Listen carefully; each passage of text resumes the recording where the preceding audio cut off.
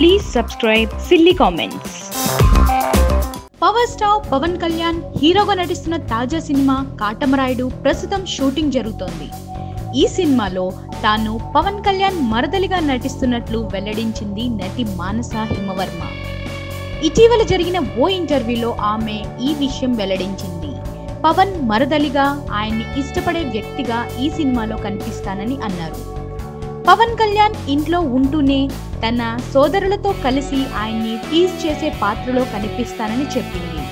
ఈ సినిమాలో దాదాపు లంగావోణిలో కనిపిస్తానని, పవన్ అభిమానిగా ఆయన సినిమాలో నటించడం సంతోషంగా ఉందని అంటుంది మానస. ఈ సినిమాని దర్శకుడు డాలీ తెరకెక్కిస్తున్న విషయం తెలిసిందే. శృతి హాసన్ ఇందులో హీరోయిన్ గా నటిస్తుంది. నార్త్ స్టార్ ఎంటర్టైన్మెంట్ పతాకంపై ఈ చిత్రాన్ని శరత్ మరార్ నిర్మిస్తున్నారు. మరిన్ని అప్డేట్స్ కోసం చూస్తూనే ఉండండి సిల్లీ కామెంట్స్.